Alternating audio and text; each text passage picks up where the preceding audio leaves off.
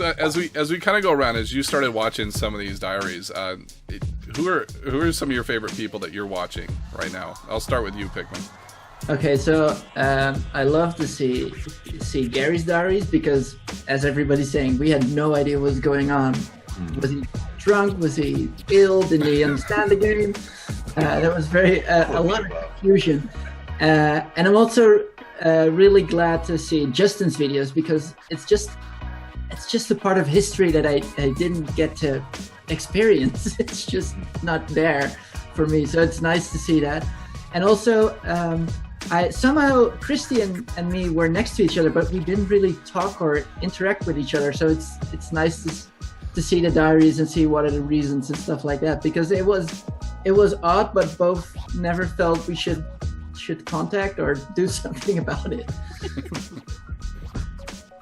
Oh man, I think like my favorite entries in so far have been it's definitely been with Dan because Plumpy Thimple, because I thought we were friends until I found out that we were not friends. So so those have probably been my favorite because it's funny to see like my thoughts on things, and it's just like Dan's just like the exact opposite. He's just like, no, yeah, I'm working against Gary, even though I said I was helping him out. Even though I sent some of those troops, I'm not helping out Gary actually because I kind of screwed him over anyways. And so, Plumpies are definitely my favorite by far. Like those pretty hilarious. Followed probably with Chrissy's after that, because even though me and Chrissy have like one interaction the entire game, it still is just funny because she likes to walk around and talk to chickens. So that's always interesting. It's the truth. So how about you, Christy? I really like seeing what was going on in Gary's mind. It was actually kind of anticlimactic to know that nothing was going on in Gary's mind. But at least those questions were answered. There was nothing going on at all. That's I like how everyone was just like, "Oh, what am I doing? Am I like doing something?" I'm like no, I'm just I just want that one factory, and Pep won't give it back. Actually, 2 factories. That was the whole problem. If it was just one factory, Pep would have been probably okay with it, but I wanted 2. So. Yes, but the production value of your videos is outstanding, so it's at least that's interesting to watch. Yeah, he still only has one light. Yeah, the one light. Yeah, that swings above him. Yeah. Yeah, I had to like stand up and slap it. And I had to stick with the whole one light mantra thing. So. Watching Pep and how much was going on in his head was kind of mind-boggling in contrast. So that's been really interesting to see. Yeah, it's And kind of the funny. two longest videos, the two people that talk the most in the diaries have nothing going on and everything going on. So it's a great contrast. It's really true. I think I'm enjoying Pep's as well because I feel like he and I were like, in the same universe, and somewhere there was a fracture, and now I'm living in the darkest timeline or something. Like where did I go wrong? But I'm really liking Pat's videos. Yeah, I think early on it's interesting since we're only at day 2 or 3 that we've all seen that the primary story is on Pep and Gary, and so it's. I think my answer right now is my favorite videos are Pep and Gary, but I think that's also going to change. Yeah, because no offense, when Gary drops out. Yeah. When that storyline ends, a new one will start emerging, as well as I'm interested to see semi-co-ops videos and how they relate to our alliance and stuff, which we're just starting to explore. Yeah. And JT, I got to say, your very dry humor with the drive-through and sitting and eating in your car and all of that. I mean, those are really entertaining because you're hardly talking about the game and you're making this sort of side commentary on things overall. It's really good. Yeah, well, I cut a lot of stuff out towards the end because Gary and Pep were the main storyline. Yeah. So I saved you guys from me munching on a breakfast burger correctly. So I have to say though that one of my favorites has been Pikmin. I cracked up at the whole role play of just this propaganda film kind of thing going on, and it just was cracking me up from the beginning. And then when he murdered Chris's name in the video and left it in there and just continued with it, I just kept cracking up, and my wife is sitting there like, "What are you laughing at?" I was like, I'm showing her, and she's like, "Okay." And Like, yeah, have fun, honey. that's great. Go back to sleep now. Okay. Yeah, Picton was probably my favorite video too, for the same reason. Especially, I mean, it's really great that it's animated. Yeah. But on top of that, just the fact that it's in character is really fun, and yeah, and I'm really curious, as Rich was saying, to see the mid game, because the start game, yeah, it does rotate around Gary and I a lot, but Chris, there was a lot going around with Chris, and like I talked about Chris quite a bit.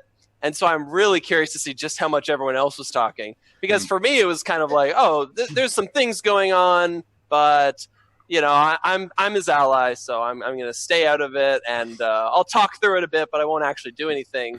And I'm curious to see how everyone else is going with that whole thing. Yeah, I'm really curious to see that too. Yeah.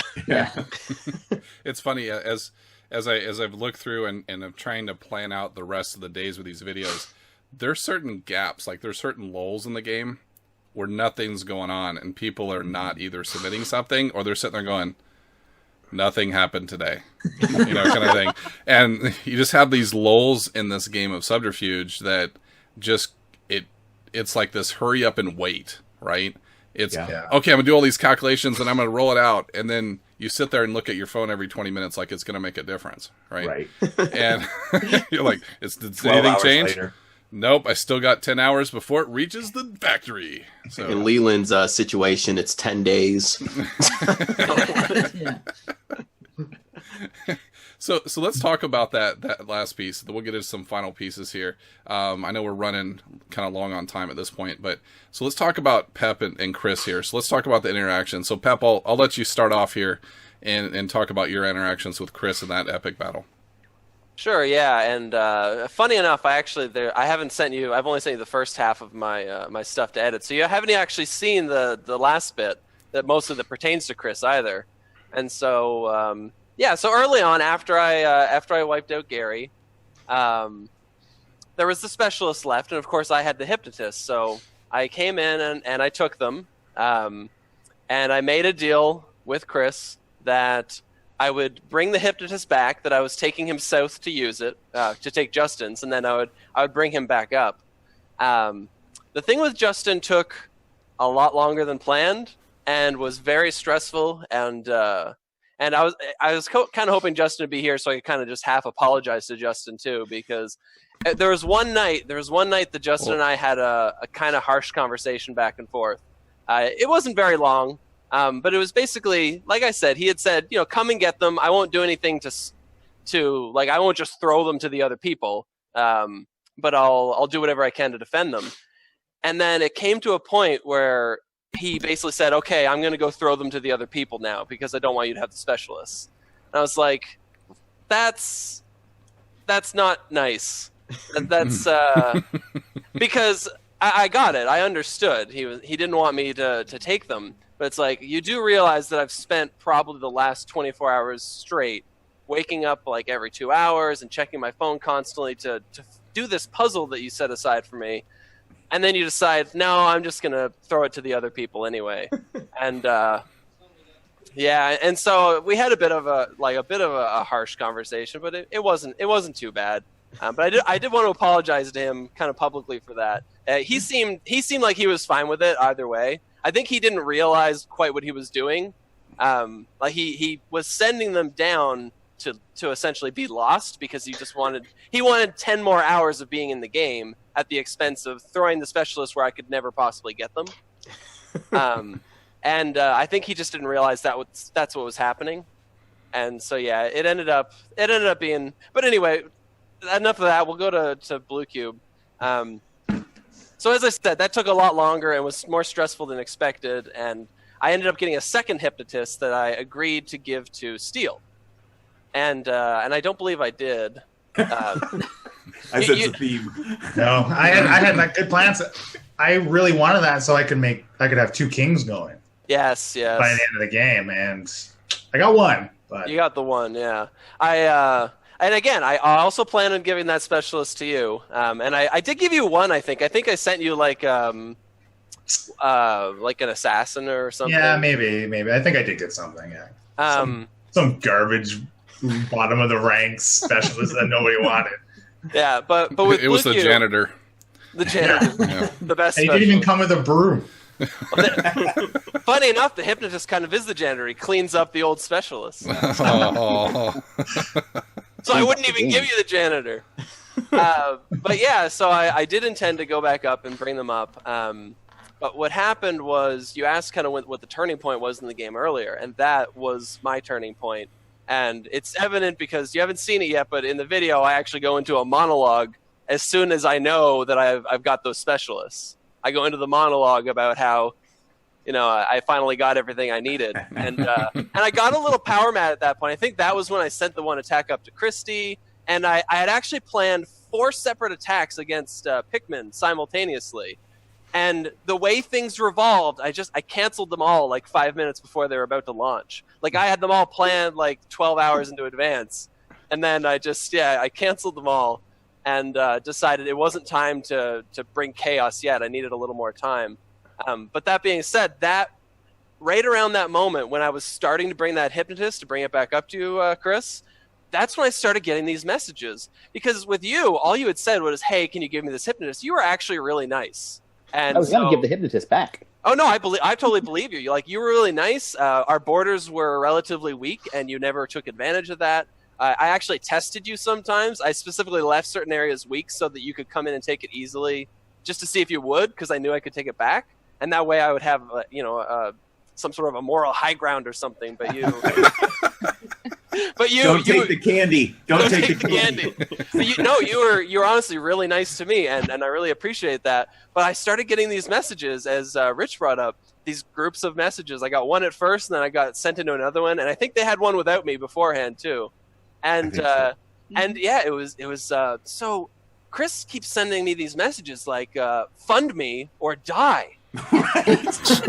And I was like, wow, that's harsh.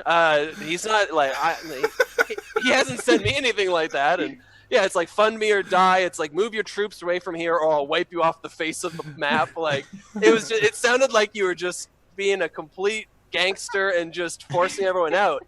And in that moment, I knew played it up for you. Yeah, I was being very nice. I was just saying, anyone want to fund me? You're ahead of me. I'm not going to do anything with it. They decided, I don't know. But yeah, it sounded a lot more hostile to me, I'm sure. But either way, I wasn't going to attack you. I still said, and I think I sent you a message at one point and said something like, "Hey, listen, it sounds like people are maybe fueling up. Like, how about me and you just like both spread out and see who wins or something like that, and we'd keep our alliance." That would have been great if you sent the hypnotist. Right. I know, right? But yeah, there's just so much going on. And the one thing that I think really affected me in the game was perception, and not of like what people necessarily could see people were planning, but the physical things people would see. I knew that if I came up after all that conversation and handed you that hypnotist, it's public. There wasn't really a spot where I could give it to you with not a single other person seeing it. And I knew everybody was talking in that moment. So if I sent it in a way that JT saw it, JT would say to everyone, hey, listen, Pep and Blue Cube are working together. And at that point, neither of us had a chance. We would just be annihilated. I don't know if we would have at that point. That's fair. We actually, if we I think we controlled more than 50% of the world. Yeah, we might have been able to pull it off. I was not in any of that, but I can affirm, and I never saw Pep until the very, very end of the game. Yeah. But I can affirm that thought process for Pep because after Chris and my little war that went back and forth, I gifted him a couple of troops to replace troops that, after he had wiped me back out of his territory, I gifted him a couple of troops to kind of replace troops that I had destroyed and said, okay, if you do not continue to mow through my lands, here's a couple of troops here and there. And that was part of our truce arrangement at the end of that war. And that made some people that we were talking to in the coalition to still take out Chris suspect that I was working with you, which I wasn't at that point. You definitely were not. Right, yeah.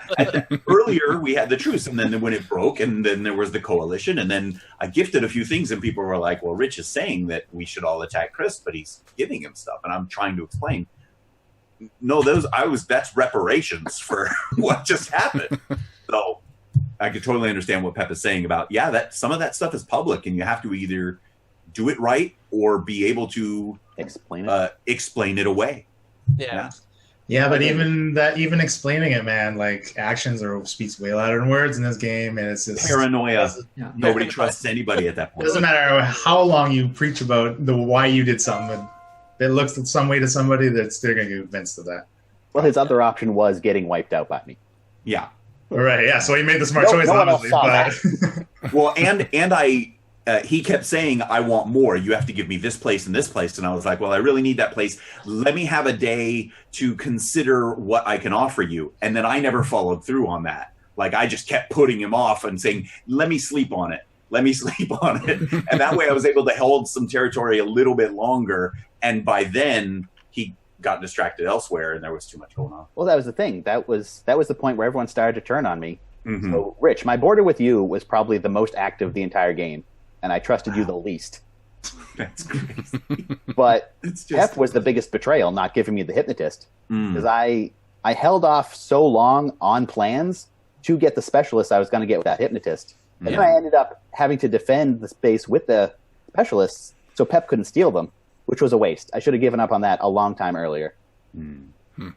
But once everyone started going after me, I couldn't really do anything against any one of you. So I should have decided, lost half my forces in the back and just push some direction.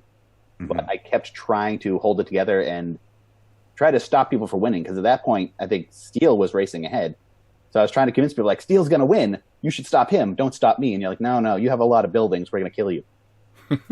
So Pep, what was the moment where you realized that you had this in the bag? Oh, that's really hard. Honestly, there were moments earlier, basically when I decided to attack Blue Cube. That's when I felt very confident. But then things got a little more complicated when I think Steele built another mine just after that, or something like that. And I think you JT, you built 2 mines relatively close after that too, or stole somebody's mine. I don't remember exactly, but both of you suddenly started shooting up, and I did the math in my head.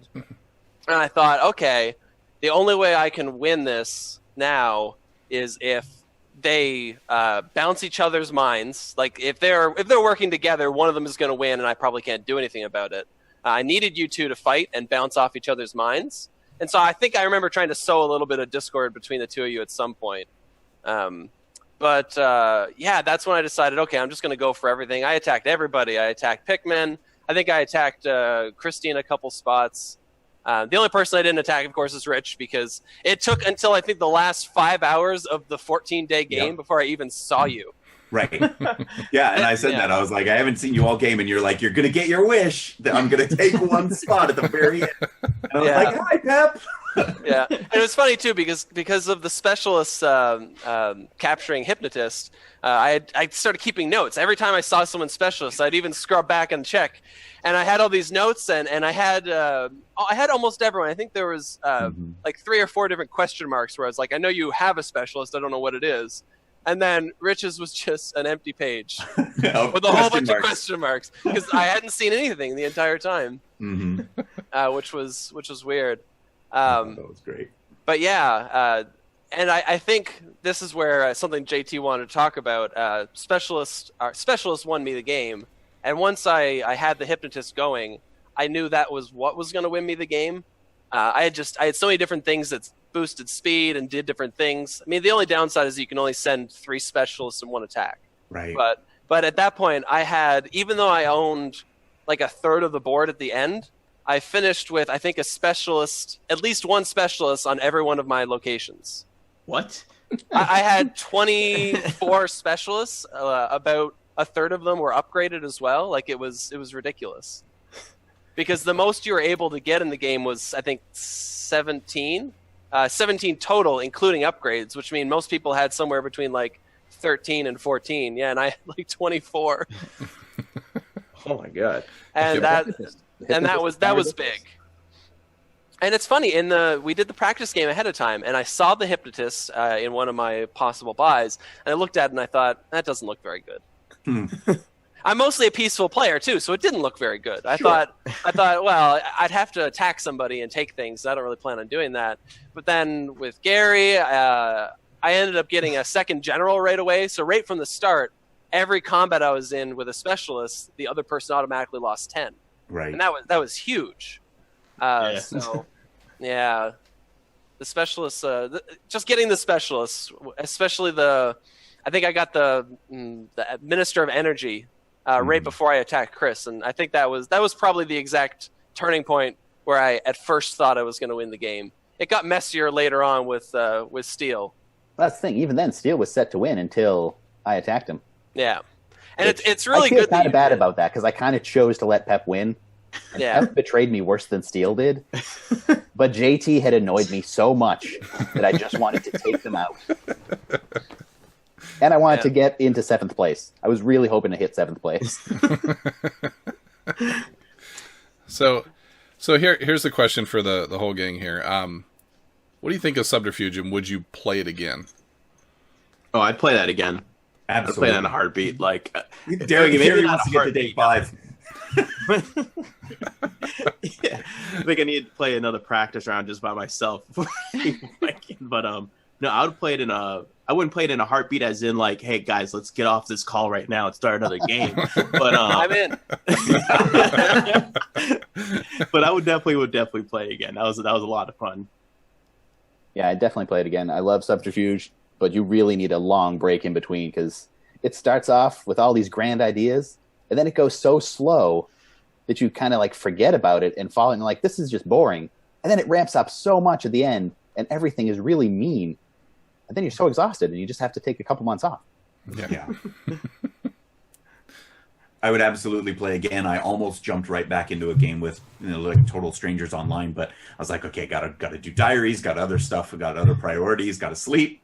And so I'm looking forward to playing another game. I think it would be interesting to play with a bunch of random people that, through the app that you don't know. I thought it was great, and I just want to take this moment to thank all of you, because I had a blast playing this. And I think part of that is because we're doing it for the Clash of Creators. We're doing it, with this idea that we can play this game in a friendly manner with betrayals that are like, hey man, that was great. That's fun, without a lot of actual real life conflict or clashing. It was really, really fun. And I'm not sure which would be better, playing with a whole bunch of, friends and people who are agreeing on how they're gonna play going in, or a bunch of people that you don't know, where feelings can get really hurt. And so it'll be interesting to see. There's no conflict until we meet each other at a convention. That's when the conflict comes. But Yeah. It's getting violent. I've played games with random people. Those are the only, I wasn't in the practice game with most of you. I've only played with random people, and it is a very different experience. With random people, you do not feel nearly as bad betraying them. It just feels like part of the game because they're a screen name. They're not even a picture. There's not even an icon for them.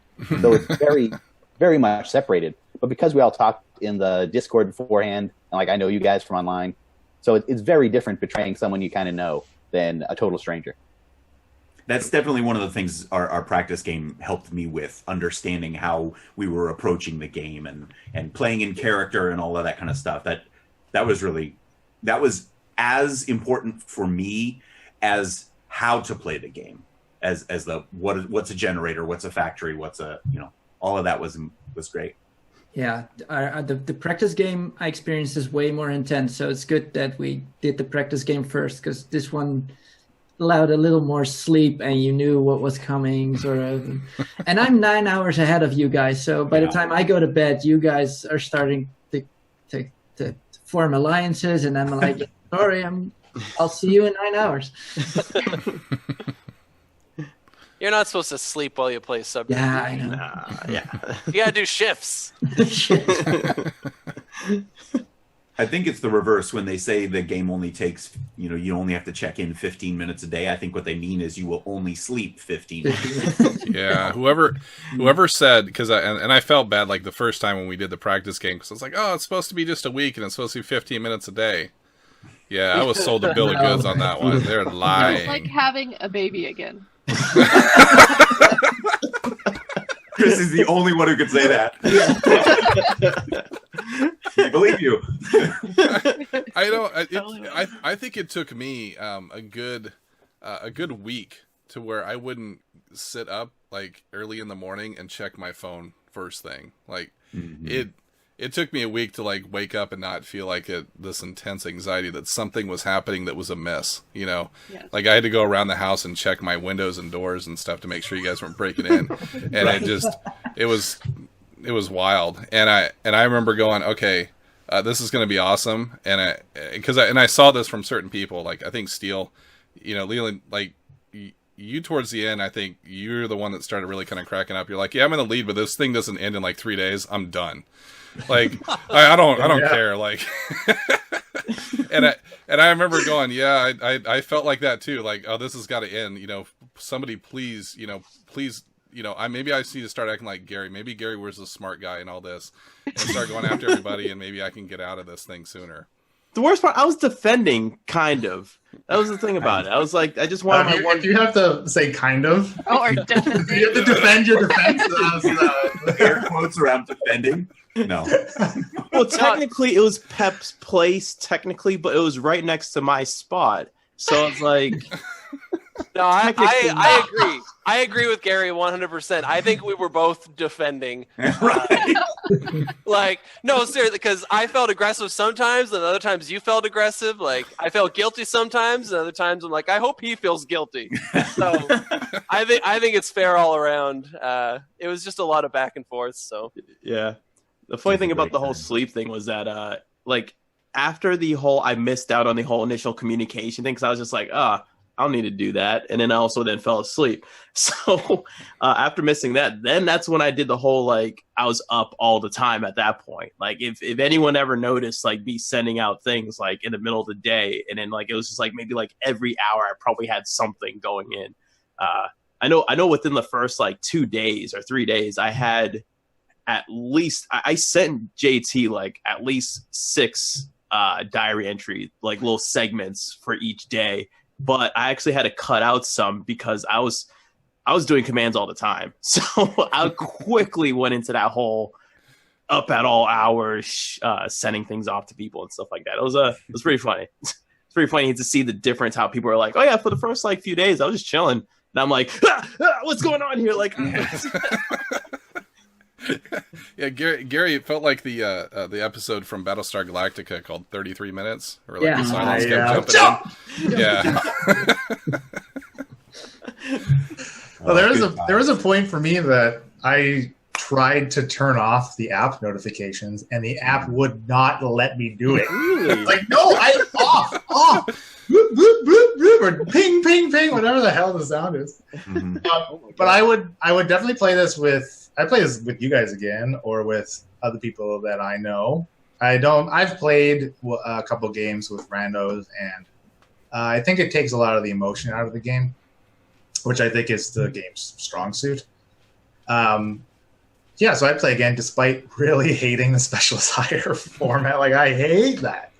I got garbage specialists all game, it felt like, and the points where I got the option to hire specialists that I really needed, I was in a position where, no, I have to promote this other guy so I don't get wiped out by Rich. Like, yeah. I think something Leland touched on there, and with the specialists too. I really enjoy the game, first of all, and when I was invited to play it, especially with the practice game, I know Rodney had played with another group of content creators before, and they're all friends, so I knew that this going in was going to be rough because they had some pretty friendship strains after playing the game. Really? Yeah, they had some days of not communicating with each other, and like, how could you do that, and things. Because that's the thing. At the end of the day, and that's kind of where the in-character thing comes from, is we were never being exceptionally harsh to each other. Like, we're not cursing at each other or saying like rude, derogatory things to each other. But at the same time, if you tell somebody very directly that, like, I think you're lying to me, like, I don't think you're very trustworthy, it still hurts. Like, you don't want it to hurt, but it still hurts. Like, and that's why it's hard. You have to keep yourself in the game and know that this is you in the game saying that I can't trust you in this moment. But it's hard. It hurts. It hurts having it said to you, and it's rough almost having to say it in a lot of cases. Because generally, I'm a very polite person, and I have to say this game particularly was a little rough on me because I generally don't like eliminating players. And I was the one, technically, who eliminated the only 2 players who got eliminated in the game. Yeah. Both of them didn't play the practice game, and I'm pretty sure it was one of their first times playing this game in general. And so, like, that's rough. So you're a bully. Well, I'm a bully. I know. Well, I'll go off and say this: in any sort of games or anything like that, even if it's a learning game and everything like that, I don't mind being eliminated first, because I'm also I live by the sword and die by the sword. I'm also the person who will gladly eliminate someone and be glad for it. So it's like, oh, if someone eliminates me, then hey, that's part of the game. I should have planned for it. So no hard feelings. You know, Gary, I actually have a question. I don't know why I'm just remembering this now, but relevant to, the things that were on your mind. One of the first messages you sent me, you said something like, I was told not to trust you. And that guided my actions against you, now that I think of it. The main reason that, like, when you were being aggressive, I said to myself, someone who started the game off by telling me they wouldn't trust me, I don't want them on my border, because at any point, and I didn't know why. I honestly, my initial instinct was that JT told you not to trust me. I don't know why. That was my feeling. I need to remember who. Someone told me that. So there was those rumors going around, and I was just like, well, he had won. I know what it was. I think it was Plumpy. If I'm not mistaken, I think it was Plumpy, and he said, of course it was. He's planning to attack you, so he shouldn't be trusted. And I was just like, okay, that's good news. And then that's when I sent you that. So... No, I had no plans from the start to attack anyone. So that's funny. Because the whole you can't, like, I was told you can't be trusted thing. It strung a chord with me where I didn't want to deal with that for a long period of time on my borders. So, man. Plumpy just screwed me in every possible way. It's really the funny thing about it is as I kind of communicated with him offline about trying to get him on and making sure that he's got the time for it. He's like, really, I didn't have that much impact on the game, and it's really funny to hear you listen to everybody going, well, Plumpy this and Plumpy that, and like he was an instigator. Yeah, literally. So who haven't we heard from on Subterfuge? Would you play it again? Who hasn't spoken on that? Probably Pikmin and Christy, I think. Oh, yeah. I would definitely play it again, but I think I need to have some people who are not too close to me that I don't see every day, because I need to talk about it to everybody. At the same time, I need that emotional impact of, like, I kind of know these people, so the betrayal feels real. It'd be kind of fun to block all of you, have all of us block each other on Twitter, so that we could actually tweet out about the game while we were playing. Right. Actually, after you won, that's what we all did. First time I've seen you since. No. You know what's funny about that though is you want to talk about the game most with the people in the game, right? But you can't do it during the game, obviously, right? And to your point, Pep, about calling somebody out about being full of BS, the other side of that is when you do get called out and you are full of it, how you just giggle to yourself. You're like, oh, okay, this isn't gonna work. Yeah. Yeah, I spent a lot of the game really stressed out over that, people not necessarily calling me out on things, but I just remember I had so many people on my borders, and I thought, if they're all communicating with each other, they know all the numbers everywhere, and they know where I'm weak and all that. And remember, I think I was in my bathtub like rocking back and forth, talking about it in a video. I'm like, I think either I'm doing great and I'm going to win, or everyone's out to get me and I'm doomed. I don't know which one it is. I think it was day 3 or 4. My diary is about that, because it was a lull. It was one of those weekends where, after the land grab and the first few skirmishes, there wasn't anything going on, and so my diary was about the paranoia starting to sink in. Who's talking to who, because nobody's talking to me. Yeah. So a lot of my game, I felt like there was nothing for me to do. Again, because of those bloody specialists. Like, I was max on energy, and so I couldn't make any more drillers to take any more territory, and I desperately needed a minister of energy. That's what I wanted from you, Pep, was a minister of energy. Oh, yeah. You were like, no way. Yeah. Oh, man. Christy, would you play again? Oh, yes, definitely. I don't know if I would play against a bunch of randos or anything, but I would definitely play with people I knew, because I like betraying people I love and trust. So peace, love, and game. Yeah, right. Peace, love, and games.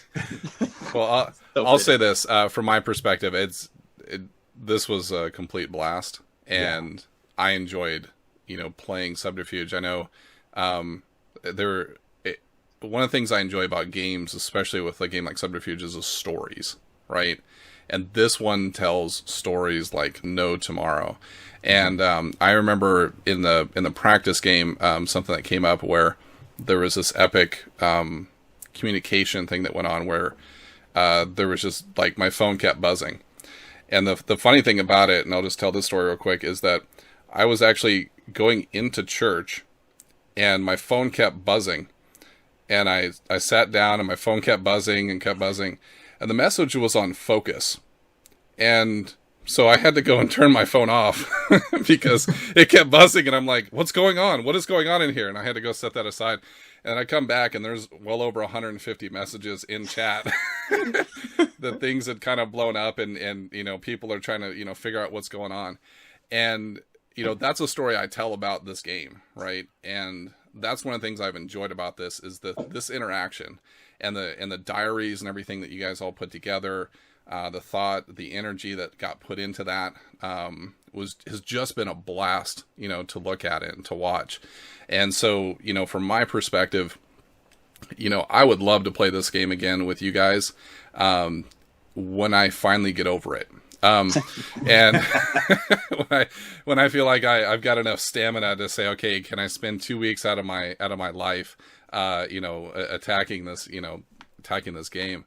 But it was a lot of fun, and it's been a lot of fun to interact with everybody, that's here, as well as, Justin and Plumpy, who couldn't make it.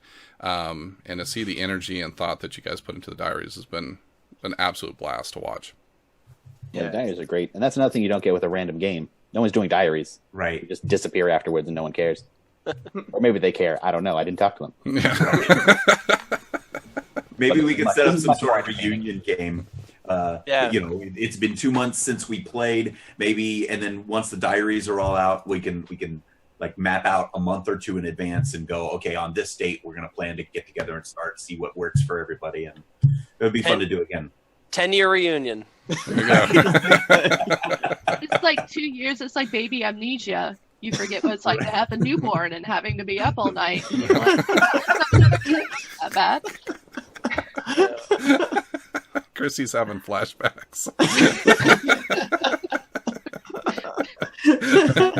It's 2 a.m. Leland needs his bottle. Well, we asked Christy, would you play again? She's like, heck yeah, I had one kid and then I had another one, so why wouldn't I? Well, let's do this. Let's give some folks here just a chance to kind of do some quick final thoughts. Give me your 30, 60 seconds here.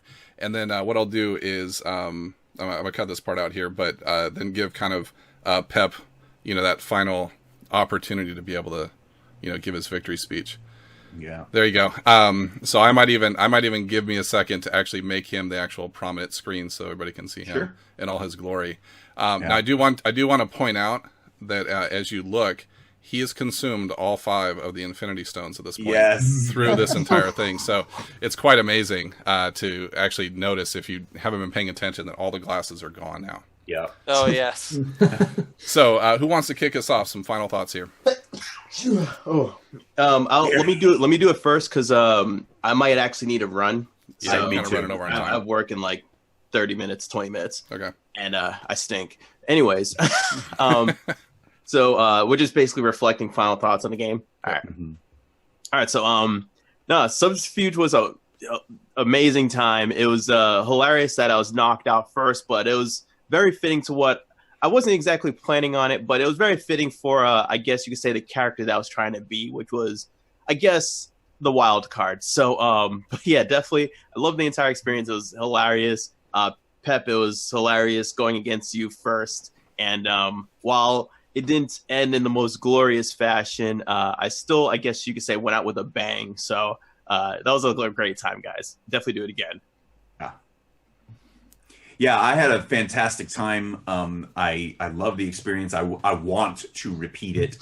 This specific game, there was not a moment that I didn't enjoy somehow. There were no bad moments in this game. Even the betrayal was so exciting and so much fun. And Pep, even though I never saw you the whole game, it was just congratulations on your win. And it was really interesting to see all the behind the scenes talk about how everything came together. And I'm really looking forward to seeing the rest of everyone's diaries. Okay. Chris, how about you? Yeah, I mean, this was a great experience. Like I said, I've only played random games before, so it added this whole level of knowing people and really feeling the betrayals and trying to trust everyone, which I think was my downfall. But it's a great lesson in how to be a frightened leader of the world when you control too much. Everyone's out to get you. But yeah, it was a great time, and I'm looking forward to the rest of the diaries because the story afterwards is even better than playing and a lot less stressful. Yeah. Christy, how about you? Yeah, I had a lot of fun. It was, even though I felt like I didn't have a real chance to win at any one point, just how things were playing out, I still had a lot of fun trying to play people off of each other, going against Plumpy and allying with Chris. And even though I was telling everybody else that I was with them, going against them. Doing things like that made it really interesting and stressful, but interesting, even though I knew I wasn't going to win. And that's really the point of a good game, is to have fun playing it, even when you know that even though you have an effect on it, you're not going to win, and still enjoying it and being able to talk about it later. For months later, I'm still talking about it. All right, Admiral Pickman. Yes, well, it's been an amazing experience. It took over my life for the full 2 weeks, I think. So thank you all for playing. It was really good. Also, JT for putting it together, because the editing is probably a beast on this thing. I do need to regain some stamina before I would go in again, but it's been very memorable. All right, Steele. I really enjoyed playing this game. There's so many highs, there's so many lows. And despite not enjoying the specialist hire, what I do like about it is how it really challenges you to make the best with what you've got. And I just really like that aspect. It's really fun. It's a great social interaction game, and you'll probably cry after though, but it's worth it. In Pep's case, it could be tears of joy. Yeah. Well, I've enjoyed this as well, and I thank you all for joining on this, and not, just and not just playing it, but really kind of putting yourself into it and having a character. And I think that in and of itself was a lot of fun, especially in the interactions online, and then just the way that it spilled out into the diary. So I just want to thank all of you for jumping in on this. This has been a lot of fun. So with that said, what I'm going to do is I'm going to give it to Pep. Well, it was a lot of fun for me, and even though I won, I want to make sure it's very clear to everyone that it was not easy. I put a lot of work into constantly having to think about all these different things that are going on, and so many stressful situations with everyone, and everyone made these great moves. There were a lot of back and forths where I thought I was going to win something, and then I wasn't. And it was just a great time overall. And a lot of people mentioned being able to be in character, and early on I got the specialist, and in the Clash of Creators I like to jokingly use Thanos gifts all the time. So as soon as I got the hypnotist, I realized that I could assemble an Infinity Gauntlet, and as that started to come together, it was a ton of fun for me. So I would definitely do it again, and I definitely enjoyed the whole process.